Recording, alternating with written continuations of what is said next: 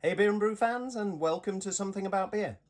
Over the years I've adopted a number of processes that have improved my beer quality and also my beer shelf life. Today I'm going to talk a little bit about my thoughts on water chemistry, so let's get into it.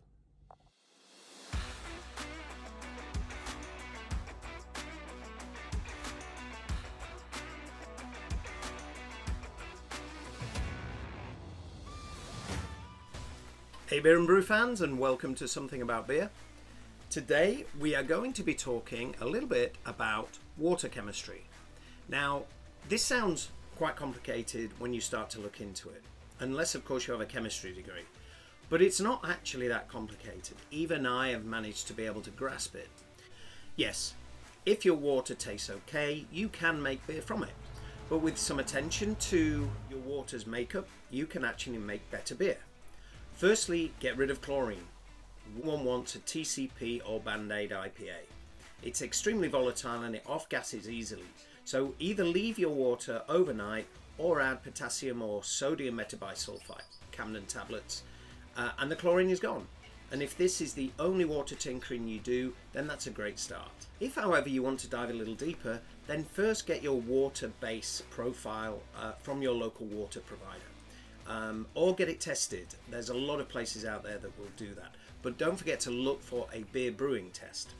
Now this is your starting point because you know what is in your water. Now once you have that, your base water, then you know exactly what you're starting from and you can start to make changes.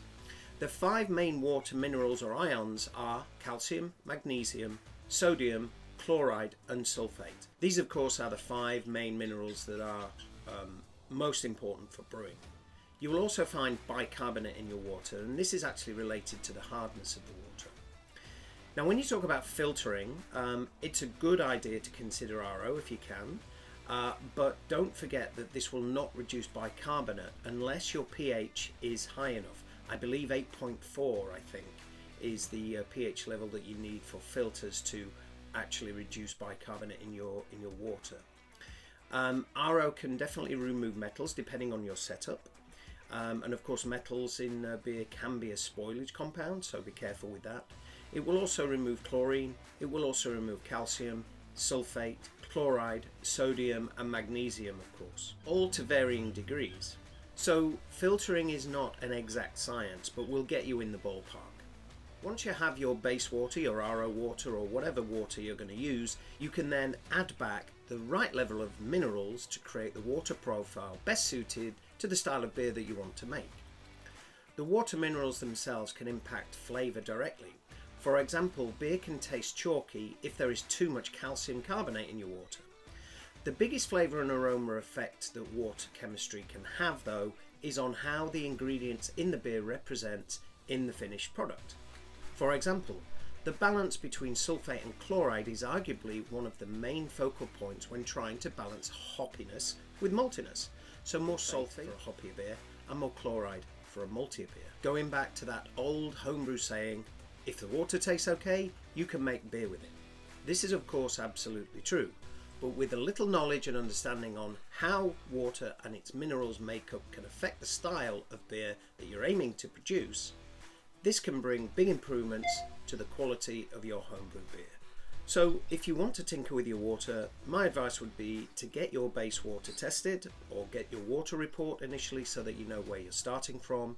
Look at then maybe a RO system and then look at adding back some of the minerals that you need to produce the right water profile that you're creating for the type of beer you want to make. It actually isn't that difficult, it just takes a little bit of reading and a little bit of understanding, and as I said, if I can do it, I'm pretty sure everybody can. So thanks for tuning in, I hope this was useful and happy brewing.